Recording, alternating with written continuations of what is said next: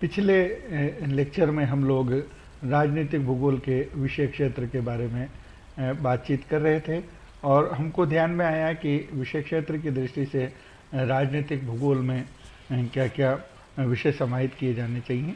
तो जैसे आप लोगों ने पिछली जो वीडियो क्लास थी उसमें देखा कि मानव निर्मित जो जितने भी भू दृश्यावलियाँ हैं प्रकृति ने जो हमको प्रदान किया है और सामाजिक आर्थिक जितने भी विषय हैं उन सबको भी आपको उसके अंतर्गत बढ़ना पड़ेगा, क्योंकि मानव के विकास के लिए बहुत महत्वपूर्ण जैसे जनसंख्या है, अर्थव्यवस्था है, आंतरिक बाहरी सुरक्षा की व्यवस्था है, संगठन है, कहाँ आप सहयोग करते हैं, कहाँ किन के साथ आपके कैसे संबंध हैं, क्योंकि ये सारी चीज़ें उस राष्ट्र के विकास और राष्ट्र के इतिहास और राजनीति को ज़बरदस्त प्रभावित करती है। इस कारण से ये सारे विषय हमारे अध्ययन के विषय हैं और विषय क्षेत्र में इनको समाहित किया जाना चाहिए।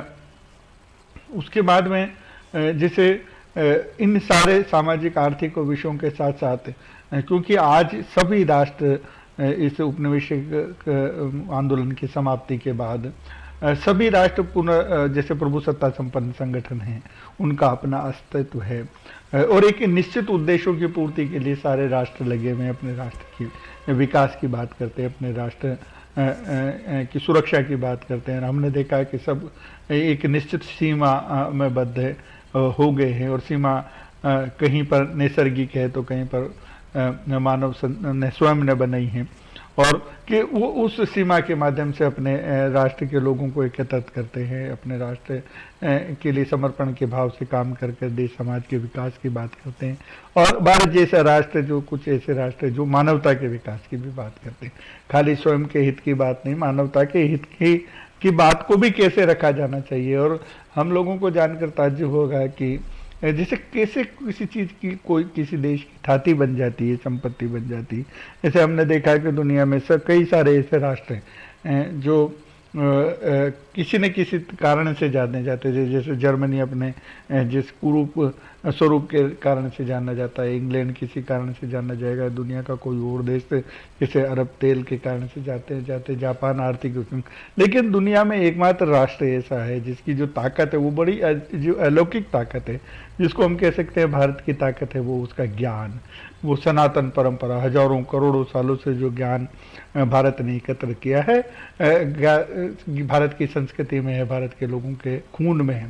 तो उस ज्ञान की ताकत के माध्यम से दुनिया में कैसे भारत नंबर बन रहा, आप लोगों ने और हमने सब ने देखा है कि जब भी कभी मानवता पे संकट आया है तो भारत की वो दुनिया ने निगाह की, क्योंकि भारत के चिंतन का जो स्वरूप है बस स्वरूप मानवतावादी रहा है, सदैव मानवतावादी रहा है। और आप इस एक श्लोक से, ऋग्वेद के इस श्लोक से आप इस बात को समझ सकते हैं कि दुनिया में ये बात कहीं भी नहीं कही गई जो भारत में कही गई है कि सर्वे भवन्तु सुखिनः सर्वे सन्तु निरामयाः। सबके दुनिया के प्रत्येक व्यक्ति के हित की चिंता, उनके कल्याण की चिंता, वसुधैव कुटुम्बकम, सारा विश्व हमारा परिवार है। परिवार की इस अवधारणा से स्वतः ही आपकी चिंता पैदा हो जाती है, उनके कल्याण की बात आपके मन में पैदा हो जाती है। वो जो रक्तपात दुनिया में हुआ है उससे कैसे अगर मुक्ति में पाई जा सकती, तो यही एक विचार है भारत का विचार, जिसके कारण से सबको विकास की छूट मिलनी चाहिए, सबको विकास का समान अवसर मिलना चाहिए। अपने यहाँ जितने संसाधन हैं जिनका उपयोग कर राष्ट्र विकसित हो सकते हैं, उनके अवसर उसको मिलने चाहिए। दूसरे देश बलात् वहाँ पर सारी अपनी गतिविधियाँ कर उस राष्ट्र को किसी प्रकार से नुकसान नहीं दे। ये एक विषय, महत्वपूर्ण विषय है जिस पर दुनिया भर के देशों ने विचार करना चाहिए। तो मेरा कहने का तात्पर्य यहाँ पर यह है कि जो थॉट प्रोसेस है किसी भी राष्ट्र का, वो उसको ताकत बनाता है, वो उसकी प्रभुसत्ता को मजबूत करता है, उसके संगठन को, उसके अस्तित्व को, उसकी जिसको कहते हैं उम्र को लंबा करता है, उसके विकास को लंबा करता है। तो ये एक विषय है। प्रकृति ने हमको जो कुछ दिया है, नैसर्गिक रूप से हमको जो मिला है, उसके अलावा हम उसमें कैसे जोड़कर कोई भी बात हम कर सकते हैं, ये एक बहुत महत्वपूर्ण जानकारी हमारे सामने है। तो मुझे लगता है कि हम लोग इस सारी बात में कहीं ना कहीं जो हमारे जो समझ है इस दृष्टि से हमारे को जैसे विश्व के सामने अपनी इस बात को रखना चाहिए। प्रजाति के हित की बात है, प्रजा के वर्ग की हित बात है, ये सभी बातें बहुत महत्वपूर्ण हैं। लेकिन मैं 2 मिनट में आपसे बात करता हूं, मैं एक वीडियो कॉन्फ्रेंस में हूं। तो ये सारे के सारे विषय आपके जो हैं वो बहुत महत्वपूर्ण है। अब जैसे परिवर्तन हुआ है, जिसको कहते हैं ना प्रासंगिकता की बात है, तो अब दुनिया की शक्ल बिल्कुल बदल गई है। अब विकास की जहाँ बात करते हैं, विकास की वो जो जिसको कह सकते हैं पैरामीटर है वो बदल गए हैं। अब दुनिया सिकुड़ कर बहुत छोटी हो गई है, और इस संचार क्रांति के माध्यम से तो ये स्थिति हो गई कि दुनिया में विद इन मिनट आप कहीं भी कुछ भी बात कर सकते हैं, काम कर सकते हैं। और एरोप्लेन और जेट प्लेन के बाद तो कुछ ही घंटों में किसी भी कोने से किसी भी कोने में जाया जा सकता है। तो अब जो विकास का परसेप्शन है, दूसरी सारी बातें वो बिल्कुल जैसे चेंज हो गई है, जिसको अपन कह सकते हैं। तो ये एक जिसको कहेंगे हम नया स्वरूप दुनिया का हमारे सामने हमको नजर आता है।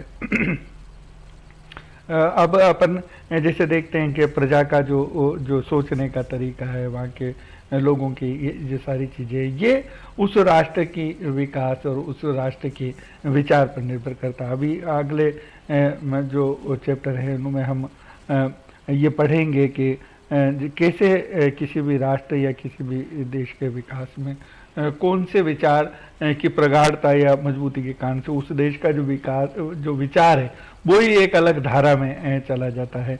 जैसे भारत की जब मैं बात करता हूँ तो उसका विचार की धारा दूसरी है, फ्रांस के विचार की धारा दूसरी हो सकती है, अमेरिका के विचार की धारा, जर्मनी के विचार की धारा कुछ अलग हो सकती है। तो ये एक अलग अलग सोच जैसे है।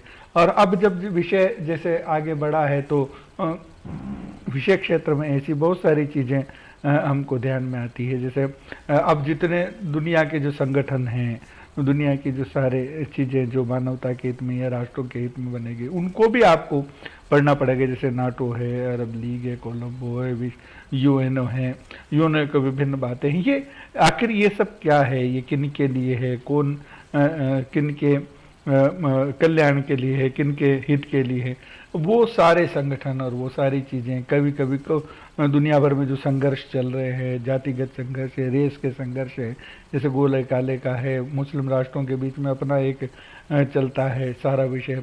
जैसे चाइना ने दक्षिण पूर्वी एशिया में जितना गदर मचा रखा है। तो ये सारे के सारे कौन से हित हैं, कौन से स्वार्थ हैं, जिनके कारण से ये सारे के सारे विषय दुनिया भर में चल रहा है। तो ये सभी विषय, अगर आपको विषय को प्रासंगिक बनाना है, समयानुरूप बनाना है, तो सारी चीज़ों को जो ऐतिहासिक पक्ष है, सामाजिक राजनीतिक पक्ष है, और वर्तमान में जितने भी उथल पुथल है जिनके लिए जिम्मेदार है, वे सारे तत्वों को आपको राजनीतिक भूगोल के अंतर्गत आपको रखना पड़ेगा। तो कुल मिलाकर राजनीतिक भूगोल के विषय की जब हम बात करते हैं तो ये बहुत सारे विषय आपको ध्यान में आते हैं। अब रही बात कि राजनीतिक भूगोल को मुख्य रूप से 3 विचारों की दृष्टि से जोड़ा, क्योंकि राजनीतिक भूगोल का जो विकास है वो विकास यूरोप में जर्मनी और इंग्लैंड और यहाँ पर हुआ है। तो सबसे पहले जैसे तो उनकी यहाँ की बात को उन्होंने रखने का प्रयास किया कि हम इस शक्ल में, इस रूप में इसको पढ़ना चाहते हैं। तो जर्मनी ने अपनी बात को अलग, जैसे राजनीति जैविक जैसे बात की मैंने, उस रूप में बात करता है। तो फ्रांस जो है वो पारिस्थितिकी की बात करता है, भूगोल की बात करता है, पारिस्थितिकी तत्व जितने हैं, कैसे उस राष्ट्र को पारिस्थितिकी तत्व आपको ताकत देते हैं। तो ये एक जो सोचने का तरीका है, ये सारा उस राष्ट्र को आपको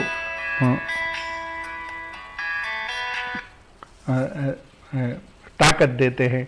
तो उनको मतलब किसी भी विषय को मुख्य तरह से कैसे लिया जाए, अपने एक सोच, जैसे व्यक्ति के बीच में सोच का तरीका अलग होता है, आपके सोच का तरीका, मैं किसी भी चीज़ को एक अलग तरीके से देखता हूँ, आप अलग तरीके से देखते हैं। लेकिन कुल मिलाकर राजनीतिक भूगोल का जो जो जिसको कह सकते हैं कि एक शक्ल हमारे सामने जिस तरह भी आनी चाहिए वो उस तरह से किस तरह से उभर कर आई है। तो उसमें कई प्रकार के मतभेद हैं। कुछ लोग निश्चित रूप से, क्योंकि जब स्वार्थ की बात करते हैं तो स्वार्थ की का ही विषय हम हमारे विषय में डालेंगे, लेकिन कुछ लोग मानवता की बात करते हैं, कुछ लोग भी भौगोलिकता की बात करते हैं कि भूगोल का विषय, तो भूगोल के वो सारे तत्व उसके अंदर समाहित होने चाहिए। तो कुल मिलाकर एक जैसे जिसको कह सकते हैं कि मोटे मोटे रूप में तीन जो विचार हैं दुनिया भर में वो सबसे महत्वपूर्ण थे राजनीतिक भूगोल की दृष्टि से, जिनमें राज्य की भूदृश्यावली संबंधी विचारधारा एक है जिनमें अमेरिकी विद्वान सबसे प्रमुख हैं। दूसरा पारिस्थितिकी संबंधी विचारधारा जिसमें फ्रांसीसी विद्वानों का अपना मत है, जिनका अपना विचार है। तो उसके साथ साथ ही राज्य की जो जैविक विचारधारा जिसके बारे में मैं पहले भी आप लोगों को विस्तार से बता चुका हूँ, तो वो एक अलग स्वरूप जैसे है। तो कुल मिलाकर कि किस किस विषयों को समाहित किया जाना चाहिए राजनीतिक विषय भूगोल के विषय क्षेत्र में, ये आपको यहाँ पर नजर आएगा। तो यहाँ मैं इस विषय को ख़त्म कर तीनों विषयों पर विशद चर्चा हम अगले वीडियो में करेंगे, अगले लेसन में हम बात करेंगे। धन्यवाद।